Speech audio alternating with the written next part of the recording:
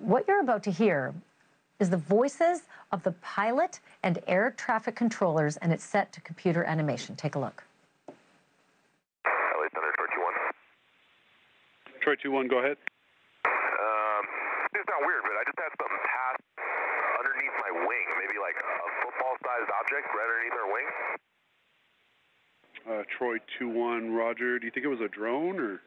I have no idea. I got my sensor operator looking for it on the camera right now. We'll see if we can find it. But it's like a dark gray cylindrical object, and it was probably the size of a football, and it passed maybe 10 feet under our right wing. Troy 2-1, Roger. Thank you for the report. Keep me advised if you find anything else out. Yeah, we'll do. We're looking for it now.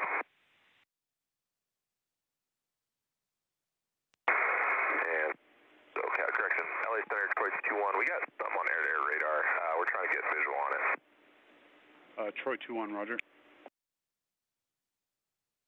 And LA Center 094, bearing from us for about 60 miles is where it is now. Troy 2-1, say again. 094, bearing from us about 60 miles away is where we're picking it up now. LA 15, Troy 2-1, Roger. Thank you. All right. This guy was stopped at 14 for him because we were busy. There was some UFO reported here, but that's all taken care of now, so you don't have to worry about it unless you want to talk to Aaron. It was earlier, but it's gone. I may not have to worry about it, but I am plenty worried about it. This is where I call in Ben Hansen to help me make heads or tails of this. Ben is a former FBI special agent and host of UFO Witness on Discovery Plus. He managed to secure that recording that you just heard because it was not made available to the public. Ben, what is your take? This is a really interesting case. It was actually the air traffic controller who reported it to the National UFO Reporting Center, or NUFORC. So NUFORC is actually cited in the FAA regs as one of the places where pilots can go to make reports. So first, we want to thank the controller for reporting it, and also for the pilots. This was a Homeland Security flight, actually. So they were on, I don't want to say covert, but they were on a mission, probably doing drug interdiction or something like that. And they're flying along and they see this thing. So very experienced pilots. Now, this particular aircraft, too, is a Beechcraft 350C, which they've converted to include a very sensitive and complex radar array. So you see that dome on the top of it. It's actually there to track, drug traffickers and things like that. So when they call this thing in, this is about 2:30 in the afternoon. It's September 17th of last year. It's broad daylight. They got a good look at this thing, cylindrical, dark object that passes underneath their wings so close. So, I mean, obviously you can see there's big problems with that happening in controlled airspace like they were, and they weren't notified of any air traffic that was supposed to be in the area. So the animation, by the way, it's so realistic, I was caught off guard. Was that sort of made with the help of those who witnessed it so that it's as accurate as it can be?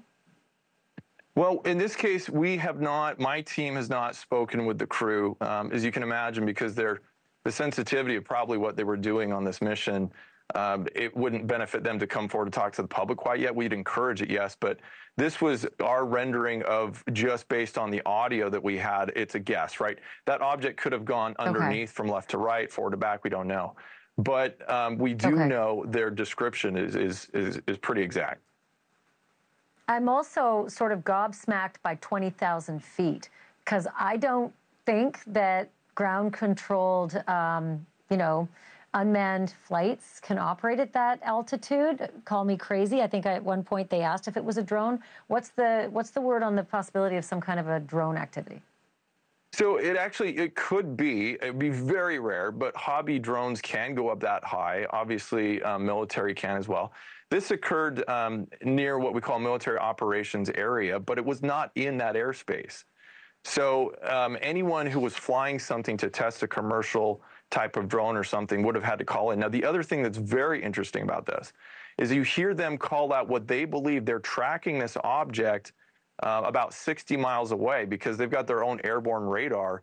And the pilot calls back to air traffic control, says, we think we have it. Now, debatable whether their radar array could see something this small at 60 miles. But if true, if true, within the 2 minutes when they called back, that would place this object going about Mach 2.